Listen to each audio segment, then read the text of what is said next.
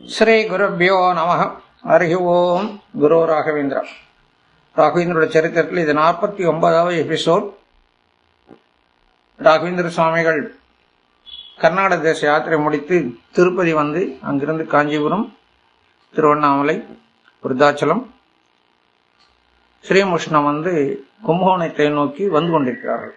ஸ்ரீமுஷ்ணக்கள் வந்து அவருடைய யாத்திரை திடீர்னு ரொம்ப வேகமா அவங்க யாத்திரை ஸ்பீடா பண்ணிட்டு இருக்காங்க. அங்கங்கே ஸ்லோ வர மாதிரிலாம் இல்லை, இந்த தடவை கொஞ்சம் ஸ்பீடா வர்றாரு அங்கிருந்து. அது என்ன காரணம்னு பக்தர்களுக்கு புரியல. அங்க வரும்போது அவர் வந்து அந்த சோழ மண்டலத்துக்கு உள்ள நுழைஞ்ச போது அந்த இடத்துல ஒரு பிராமின்கள் நிறைய இருக்கக்கூடிய ஒரு அக்ரஹாரம், அந்த பேர் ராமாப்பூர்னு பேர். அந்த ஊருக்கு அவர் வர்றார். அந்த ஊர்ல மடத்தினுடைய சிஷ்யர்கள் நிறையா இருக்காங்க, ஆஸ்திரிய ஜனங்களும் நிறையா இருக்காங்க. அந்த ஊருக்கு திடீர்னு அந்த ஊருக்கு வந்து கேம்ப் பண்றாரு. மகான்கள் ஒரு வேலை செய்தால் அதுக்கு பல அர்த்தங்கள் இருக்கும், அதை புரிஞ்சுக்கணும். ராகவேந்திர சுவாமிகளுடைய எல்லா பக்தர்களையும் காப்பாற்றக்கூடியவர், எல்லாருடைய நலனும் அக்கறை கொண்டவர். அவரவர்களுக்கு என்ன முடியுமோ உதவி பண்ண முடியும், அதை கண்டிப்பா செய்வார். நிறைய பேர் சொல்லுவாங்க, ராகவேந்திர சுவாமி என்னை கைவிட்டாரு, ஏன்னா வந்து எனக்கு அனுகிரகம் பண்ணல, என்ன அவர் அனுகிரகம் பண்ணல, எவ்வளவு நான் அவருக்காக செய்யறேன், ஆனால் அனுகிரகம் பண்ணல, அதெல்லாம் சொல்றதும் உண்டு. உண்மைதான். அதாவது மகான்கள் சில நியதிக்கு உட்பட்டு தான் அவர்கள் செய்யணும். இயற்கையினுடைய நியதியை மீறி அவர்கள் எதுவும் செய்ய முடியாது. அதாவது இறைவன் ஆல்ரெடி வழிவகுத்துட்டான், இன்ன தப்புக்கு இன்ன தண்டனை, இன்ன தப்புக்கு இன்ன தண்டனை, அதுக்கு அனுபவிச்சு ஆகணும். மகான்கள் என்ன பண்றாங்க, அவருடைய அத்தியந்தமான சிஷ்யர்கள் சேவை பண்றாங்க. ஏதோ ஜென்மத்துல பண்ண பாவத்தை இந்த ஜென்மத்தில் அவங்க பாவத்தை அனுபவிக்கணும். அப்படிங்கும்போது ஒரு சிஷ்யனை பார்த்த உடனே அவர் தலையெழுத்து அவர்களுக்கு தெரியவிடும். அந்த தலை பிரம்ம லிபின்னு சொல்றாங்க. அது வந்து அவங்களுக்கு என்ன நடக்குங்கிறது அந்த தலையெழுத்து மகான்களுக்கு புரிந்துவிடும். அதுலேயே சில பரிகாரங்கள் சொல்லப்பட்டிருக்கும், அது அவங்களுக்கு தான் தெரியும். அப்போ ஒருத்தனுக்கு வந்து ஒரு உயிருக்கு ஆபத்து வருது அப்படிங்கிற மாதிரி சூழ்நிலை இருந்தால் அதுக்கு அவனுக்கு அது தப்பிக்கிற வழிக்குனா பரிகாரம் சொல்லணும். இது இந்த மாதிரி பண்ணினால் இந்த இது தப்பிக்க முடியும், அவன் உயிர் தப்பிக்க முடியும் அப்படின்னு அதில் அந்த பரிகாரத்தையும் மென்ஷன் பண்ணிப்பாங்க.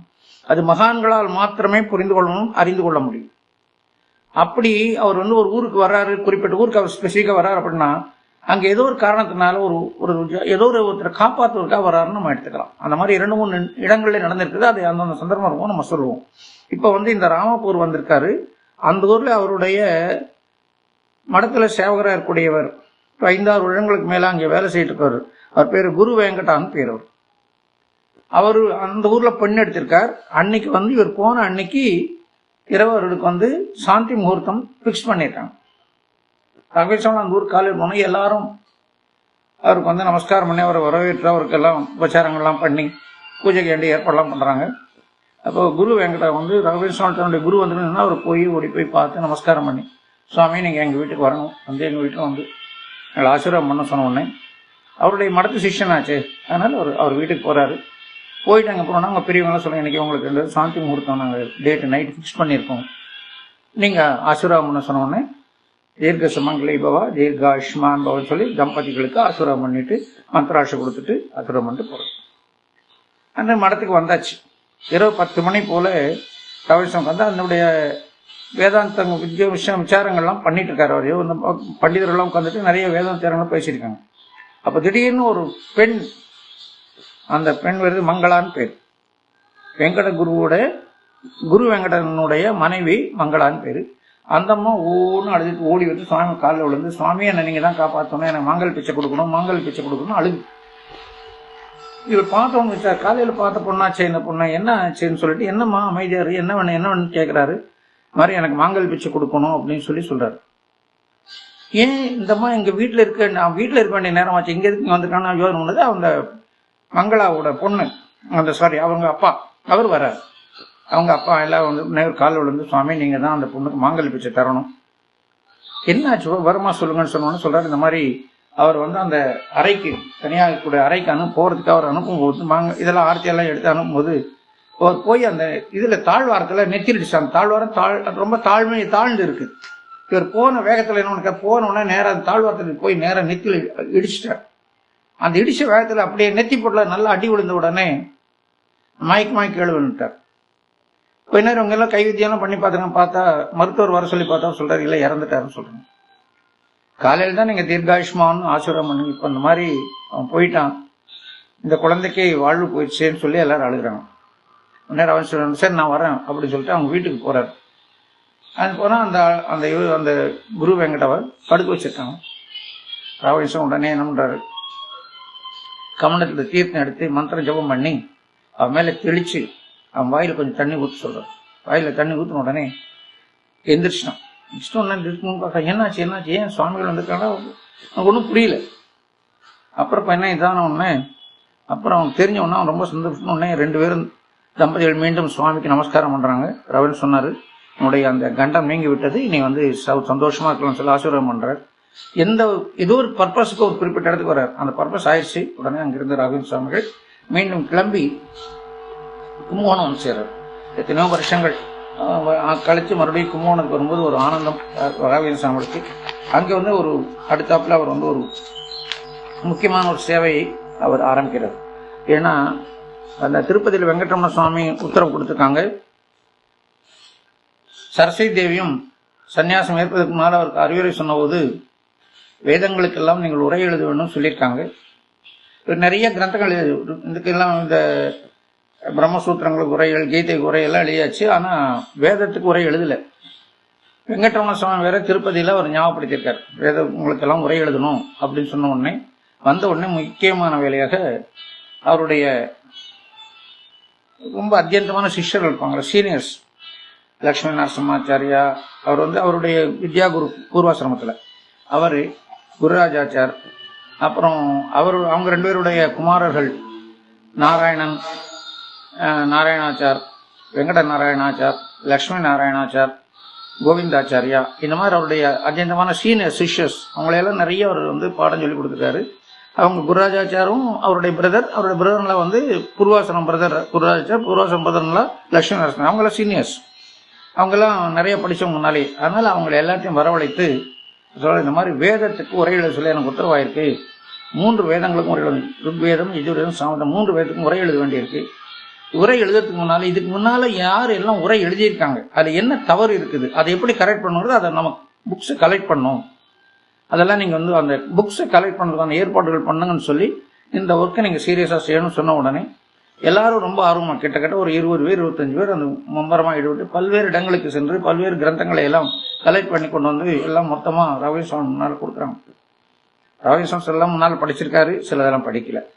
அவங்க படிக்க வேண்டிய அவசியம், ஒரு இடம் இப்படி புரட்டினாலும் அவங்களுக்கு அந்த ஞான திருஷ்டியில் எல்லாமே தெரிஞ்சோம். இருந்தாலும் சிலதெல்லாம் குறிப்பாக ஒரு பார்த்து எல்லாம் பண்ணிட்டு அந்த வேதங்களுக்கு உரை எழுத ஆரம்பிக்கிறார்.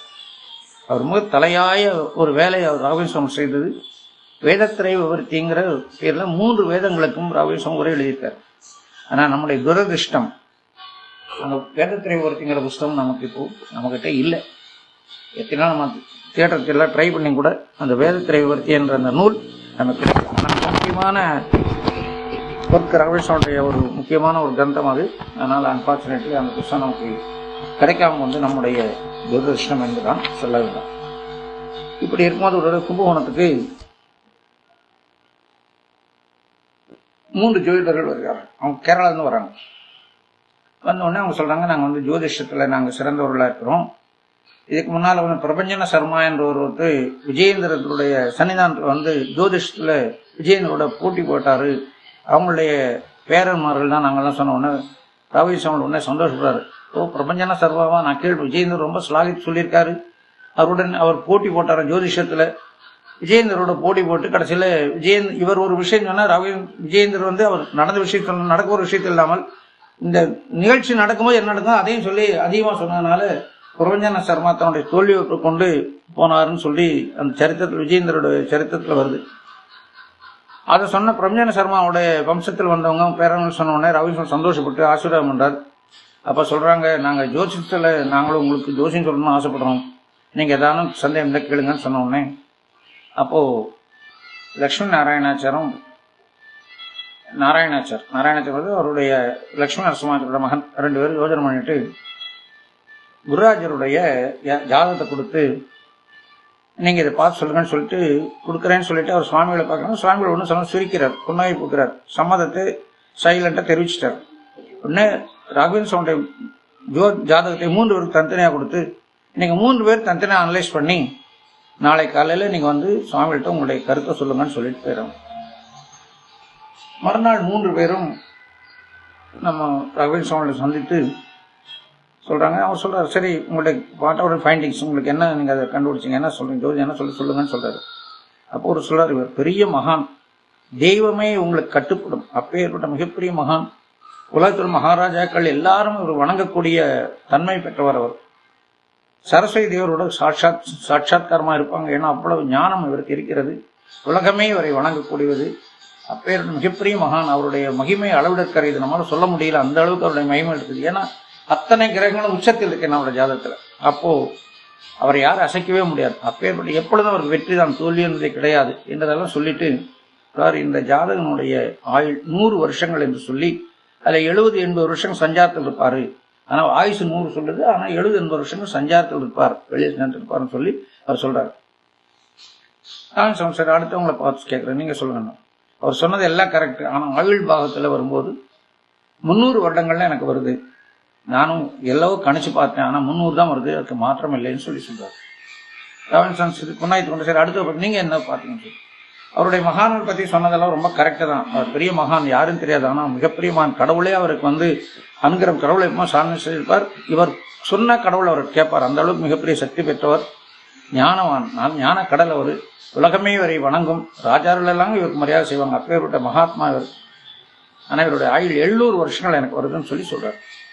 இப்போ 3 பேருக்கையும் அவங்க சொல்றதா ரைட்டு, தனித்தனியாக சொல்றாங்க. ஒரு அமைதிப்படி சொல்றாரு, நீங்க 3 பேர் சொல்றது ரைட்டு தான் அப்படின்னு சொல்லிட்டாரு. அது எப்படி 3 பேர் சொல்றது ரைட்டா? ஒன்னா 100 வருஷம், 300 வருஷம், 700 வருஷம், அது எப்படி 3 பேர் சொல்ல சரியா இருக்கும்னு சொல்லி அவங்க மறுபடியும் யோஜனை பண்ணும்போது அவர் சொல்லுகிறார், நான் இந்த தேகத்தோடு வெளியில சஞ்சரிக்கக்கூடிய காலம் 80 வருஷங்கள் வரையிலும் நான் இங்கே வெளியில சஞ்சரிச்சுட்டு இருப்பேன். அதுக்கப்புறம் நான் பிருந்தாவனம் ஆகிவிடுவேன். பிருந்தாவனம் ஆனதிலிருந்து 300 வருடங்கள் வரலும் என்னுடைய கிரந்தங்கள் ரொம்ப பிரகாசமா இருக்கும். நிறைய பேர் கிரந்தங்கள்லாம் படிப்பாங்க, கிரந்தங்கள் நிறைய இடங்கள்ல எல்லாருக்கும் போய் சேரும். முதல் 78-80 வருஷங்கள் வெளியில சஞ்சாரத்தில் இருப்பேன். அதுக்கப்புறம் பிருந்தாவனத்தில் ஆகிடுவேன். பிருந்தாவனம் ஆனதுலேருந்து 300 வருஷங்கள் வரலும் என்னுடைய கிரந்தங்கள் பிரகாசிக்கும். நிறைய பக்தர்கள் கிரந்தங்களை படிப்பாங்க, நிறைய இடங்கள்ல அந்த கிரந்தங்கள்லாம் போய் சேரும், மக்களுக்கு போய் சேரும். 300 வருடங்கள் ஆனவர்கள் இந்த கிரந்தங்கள்லாம் கொஞ்சமா காணாமல் போயிடும், யாருக்கும் கிடைக்காது. கிரந்தங்கள் யாரும் படிக்க மாட்டாங்க, அது அப்படியே போயிடும். ஆனா 700 வருஷங்கள் வரையிலும் பிருந்தாவனத்துக்குள்ள இருந்து நிறைய மகிமைகள் நடந்து பக்தர்கள் நடத்தி பக்தர்களை காப்பாற்றுவேன். நான் 700 வருடங்கள் வரையிலும் பிருந்தாவனத்துக்குள்ள உயிரோடு உட்கார்ந்திருப்பேன், ஜீவனோடு உள்ள உட்கார்ந்திருப்பேன். வெளியில சஞ்சரிக்கும் காலம் 80 வருடங்கள். பிருந்தாவனம் ஆனதிலிருந்து என்னுடைய கிரந்தங்கள் பிரகாசிக்கக்கூடிய காலம் 300 வருடங்கள். அந்த 300 வருடங்களுக்கு அப்புறம் மகிமைகள் நிறைய நடக்கும், அமானுஷ்யமான மகிமைகள் நிறைய நடக்கும். பிருந்தாவனத்துக்குள்ள நான் இருப்பேன். நான் 700 வருஷங்களும் ரொம்ப மகிமைகளும் விபரீதமான நல்ல அனுகிரகம் நிறைய நடக்கும். ஆனால் 700 வருஷங்கள் நான் ஜீவனோடு பிருந்தாவனத்துக்குள்ளே இருந்து மக்களுக்கு அனுகிரகம் செய்வேன். இதுதான் என்னுடைய சூட்சம் என்று சொன்ன உடனே அந்த பண்டிதரெல்லாம் ஆச்சரியப்பட்டு அதான் சாஷ்டாங்க நமஸ்காரம் பண்ணி, உங்களுடைய ஜாதகமா இது, எப்பேற்பட்ட பாக்கியம் உங்களுடைய ஜாதகம் நான் பார்க்குறேன்னு சொல்லி சந்தோஷப்பட்டு அவருக்கு ராகவேந்திர சுவாமி சரியான தக்க மரியாதை செய்து அவங்களை அனுப்பிச்சு வைக்கிறாங்க. இந்த மாதிரி அவங்களுடைய 3 ஜோசிகளுடைய சமாதானம் நடக்குது. அதுக்கப்புறம் நடந்த மகிமைகளை எல்லாம் அடுத்த எபிசோட்ல நம்ம பார்க்கலாம்.